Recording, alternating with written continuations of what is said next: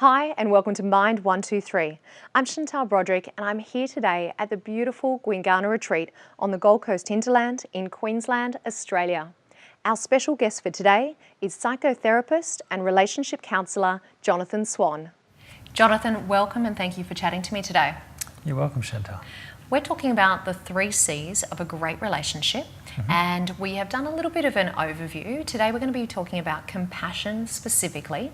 Before we do, can you just quickly touch on the 3 C's for us? Sure. The 3 C's are communication, connection and compassion. And they're interdependent and they relate to each other. So you need those 3 C's, communication, connection and compassion, to both heal a relationship as well as to grow a relationship. Okay, can you explain to us where compassion fits into the picture? Okay, compassion as I see it is a consequence of a good, healthy relationship. So if you've got a good connection, as we talked about, if there's a strong emotional bond, if there's security and safety there, and that's built from good communication, good emotional communication, then compassion is a natural consequence of that. You naturally feel care, you naturally want to show affection and love and concern and appreciation, and you want to validate, and you want to acknowledge your partner, you want to hear your partner. It's spontaneous, it's not something you have to do.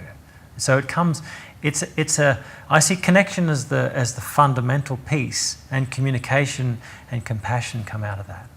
Okay, so in the relationships that we're in, if we want to feel that compassion for our partner, we want to work on that area, what advice would you give us around that? I think you've got to start with yourself first. You need to have self-compassion, because we can often get into some really sticky places in a relationship where we really lose sight of ourselves. And we can get hard on ourselves, and we can get angry at ourselves, and we can blame ourselves, and we can feel a lot of shame and embarrassment and guilt, all these really deep, hard feelings, and we lose a sense of self-worth and self-care. So we need to find a way to address that, and often that can be addressed in relationship, because those injuries come from relationships, so they can be healed in a relationship. So once you begin the path towards healing a relationship, you also begin the path to healing yourself. And when you begin the path to healing yourself, you find that self-compassion. And out of self-compassion, comes understanding, an awareness of who you are and what makes you up. And when you get to that place, you have more capacity to have empathy for your partner, to hear them, to understand them, to walk in their shoes, and that's coming from a more compassionate attitude. And again, it's interrelated, so there needs to be a strong connection. There needs to be trust and safety, and that's built through communication. And naturally then compassion and empathy comes out of that. So you said that we need to the starting point is to find that self-compassion for ourselves. Are there any practical tips or ways that we can go about actually doing that? Yeah, like I said, it is about the relationship, and it's about awareness. So it's also about being honest and truthful about what's really happening for you. Rather than sort of putting it aside or not acknowledging it or pushing it underneath, and then it then kind of comes up and affects your relationships. So it's about being honest and being really authentic with what's really happening there and addressing those issues. Does it help to write those things down, do you find, for people, so that it comes to the forefront? Yeah, journaling is very helpful. Yeah. Okay, fantastic. So we've now joined all of the pieces of the 3 C's. So just to wrap up for this particular video, can you give us one brief overview, one more time, of just how they all interconnect? Okay, so the 3 C's, communication, connection and compassion, are all intertwined. They're interdependent and they all relate. You can't have one without the other.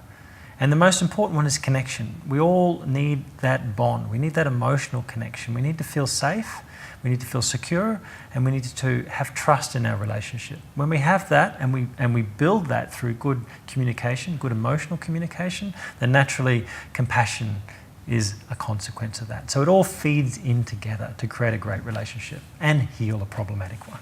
So, Jonathan, once we've been practicing that self-compassion that you talk about, how do we then weave those learnings back into our relationship? Okay, so it comes back to connection. Remember when we talked about connection, that tip to actually, when you notice your part in that cycle, to articulate it, to bring it up to your partner. That takes a step. That's more a response than a reaction. And to get to that place to respond, we need that sense of self-compassion. We need to be able to stop and notice what's actually happening for us.